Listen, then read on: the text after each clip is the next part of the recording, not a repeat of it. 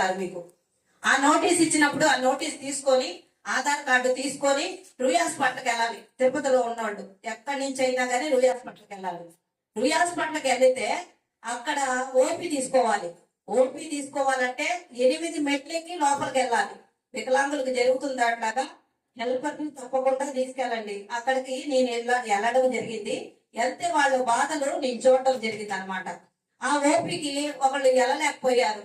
దూక్కుంటా కూడా పాక్కుంటా కూడా వెళ్ళలేని పరిస్థితి. అక్కడ ఎంత మందిని అడుక్కుంటున్నాడో ఒక పర్సన్, మన దివ్యాంగుడు, సాటి దివ్యాంగుడు. ఏం బాబు అంటే ఇక్కడ ర్యాంప్ లేదు. మెయిన్ ర్యాంప్ ఉంటే తను చక్కగా వెళ్ళిపోగలుగుతాడు కదా.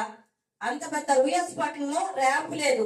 చాలా పెద్ద కార్యక్రమం జరుగుతుంది, దివ్యాంగుల పెన్షన్ వెరిఫికేషన్. అక్కడ కనీసం బోర్డు లేదు. బోర్డు కనీసం ఒక బోర్డు ఉంటే ఇక్కడ ఓపీ తీసుకోబడినా, దివ్యాంగులకు ఓపీ తీసుకోబడిన బోర్డు కూడా లేదు. ఎట్లా తెలుస్తుందండి మరి వాళ్ళకి? ఇక్కడ ఓపీ తీసుకోవాలి, ఆర్కో దగ్గరికి వెళ్ళి వెరిఫికేషన్ చేసుకోవాలి. ఆ డైరెక్షన్ చెప్పే వాళ్ళు లేరు.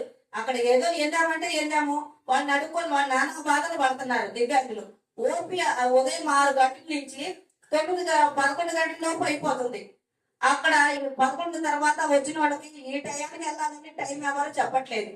మీరు కంపల్సరిగా ఉదయం 6 గంటలకు 7 గంటలకు వెళ్ళి ఓపీ తీసుకోండి. మీతో ఎవరినైనా ఒక పర్సన్ ని తీసుకొని పోండి. ఆతో ఒక 1/2 కిలోమీటర్ దూరం ఉంది. మీరు నడిచి అక్కడికి వెళ్ళి వెరిఫికేషన్ చేసుకోవాలి. కాబట్టి ఇన్ని బాధలు జరుగుతూ ఉంటాయి. ఈ బాధలను ఎవరు మరి పట్టించుకుంటున్నారో, వాళ్ళ దృష్టికి తీసుకోవాలో, గవర్నమెంట్ దృష్టికి తీసుకెళ్తారో లేదో నాకైతే తెలియదు. నేనైతే వెళ్ళి అక్కడికి చూడటం జరిగింది. ఈ విషయాన్ని అందరికి మీకు కూడా తెలియజేస్తున్నాను అనమాట. ఓపీ ఒక చోట, వెరిఫికేషన్ ఇంకొక చోట. 50 మందికి వెరిఫికేషన్ చేస్తున్నారు. ఆ 50 మందికి మళ్ళీ రిజల్ట్ సచివాలయం వాళ్ళే చెప్తారు పోండి అని చెప్తున్నారు. అది ఉన్నట్ట లేనట్ట. దీని ముఖ్య ఉద్దేశం బోగస్ ఏరియా అన్నారు, బాగానే ఉంది. మరి వికలాంగులకి కరెక్ట్ రీజన్ తో ఉన్న వాళ్ళకి ఎంత టెన్షన్ పడుతున్నారు అనేది గవర్నమెంట్ కి ఎందుకు తెలియట్లేదు?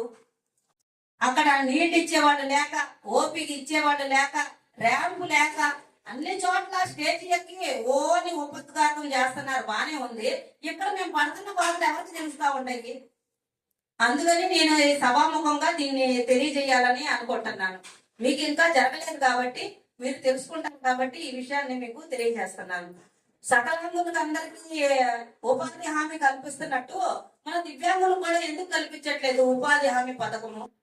బ్యాంక్ లో లోన్లు అంటున్నారు. మరి ఆ లోన్లకి ష్యూరిటీ కావాలంటున్నారు. యాడ్ నుంచి తీసుకొస్తారండి వికలాంగులు ష్యూరిటీ? ఏదైనా బ్యాంక్ వాళ్ళు ఒక 50,000 లక్ష రూపాయలు ఇస్తే మనం ఏదో ఒకటి జీవనోపాధం చేసుకుంటాం. అదే నమ్మి మమ్మల్ని ఇవ్వాలి కదా, ఇస్తే కదా ష్యూరిటీ. దివ్యాంగులకు ఎవరు పెడతారు ష్యూరిటీ? ఎవరు పెట్టట్లేదు. ష్యూరిటీ లేని రుణాలు ఇవ్వాలని నేను కోరుకుంటున్నాను. నాకు నోటీసుకు వచ్చిన కొన్ని విషయాలు నేను మీతో షేర్ చేసుకుంటున్నాను. Thank you. నాకు ఈ అవకాశం కల్పించిన పట్టణ సేవా సమితి రాష్ట్ర అధ్యక్షుడు మణికంఠ గారికి మరొకసారి ధన్యవాదాలు తెలియజేసుకుంటున్నాను.